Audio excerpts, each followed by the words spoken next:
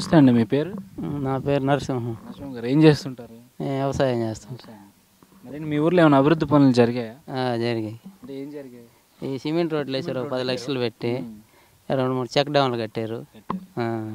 బాగానే ఉంది. వాటర్ ప్లాంట్లు వచ్చి అమ్ముతారు. మీ ఊర్లో అందరికీ పింఛన్లు ఇస్తున్నారు అర్హులైన వారికి? వస్తాం. అంటే ఈ పసుపు కింద 10,000 రూపాయలు ఇచ్చారు కదా ఆడవాళ్ళకి, మీ ఇంట్లో ఎవరికైనా వచ్చాయా? వచ్చాయి. దీని మీద అసలు మీ అభిప్రాయం ఏంటంటే 1000 పింఛన్లేమో ఇది వరకు మీద ఇప్పుడు రెట్టింపు చేశారు, అలాగే ఇప్పుడు డ్వాక్రా వాళ్ళకి కూడా డబ్బులు ఇస్తున్నారు. దాని మీద అసలు మీ అభిప్రాయం ఏంటి? బాగానే ఉంది. మీ ఊర్లో ఈ కార్పొరేషన్ లోన్లు ఏమైనా వచ్చినా, అంటే బీసీ కార్పొరేషన్ అని, లేకపోతే కాపు కార్పొరేషన్ అని, ఎస్సీ కార్పొరేషన్ అని ఎవరికి రాలేదా? అవి పెట్టుకున్నారా?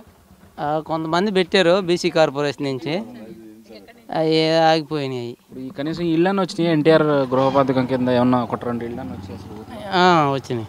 మా ఇక్కడ కొద్ది చిన్న విలేజ్, ఈ ఊర్లో రెండు వచ్చినాయి, కట్టుకున్నాయా లాస్ట్ అయిపోయింది. మీద అంతా ఊర్లో అంత సమస్యలు ఏం లేవంటారా? సమస్య ఏం లేదు, బాగానే ఉంది.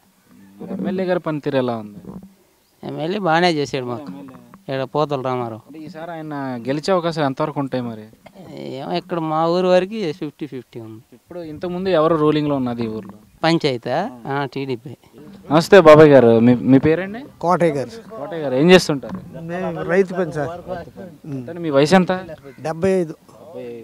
పింఛన్ వస్తుంది? పింఛన్ వస్తుంది. ఇది వరకు 1000 ఇచ్చి ఇప్పుడు 2000 ఇస్తున్నారు కదా, దాని మీద మీ అభిప్రాయం ఏంటి?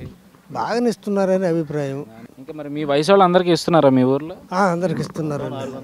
ఎంతమంది దాకా వస్తున్నాయి అనుకోవచ్చు? 450-500 దాకా వస్తున్నారని అనుకుంటున్నాం.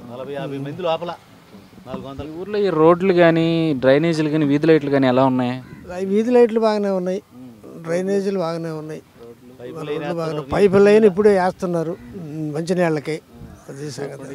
మంచినీటి సదుపాయం అంతా బాగానే ఉంది అయితే?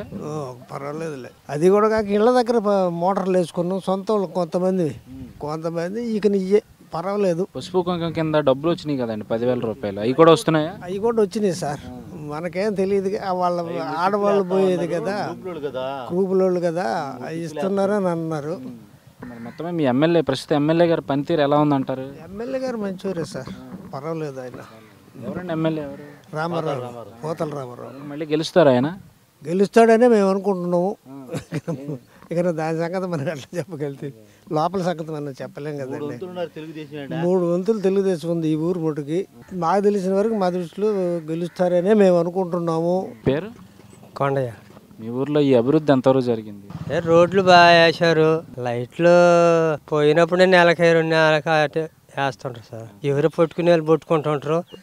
మళ్ళీ కొంతమంది ఇక అదే దారు తలా 2 బిందెలు పట్టుకునేది అట్లా కాలక్షేపం చేస్తుండమా. ఎంత మీ వయసు ఎంత? నాది 60 ఉంటాయి సార్. పింఛన్ వస్తుందా? వస్తాం. ఇంతకుముందు 1000 ఇచ్చి ఇప్పుడు 2000 ఇస్తున్నారు, దాని మీద మీ అభిప్రాయం ఏంటి? అభిప్రాయం అంటే మీ ఇంట్లో ఎవరిని డ్వాక్రా గ్రూప్ వాళ్ళు ఉన్నారా? ఉన్నారు సార్. వాళ్ళకి వచ్చినాయి పసుపు కుంకం కింద 10,000 రూపాయలు వచ్చాయి. ఎన్టీఆర్ గృహ పథకం కింద మీకు ఏమైనా ఇళ్ళు వచ్చాయి మీ ఊర్లో, గాంధీనగర్లో? కొంతమందికి వచ్చినాయి సార్.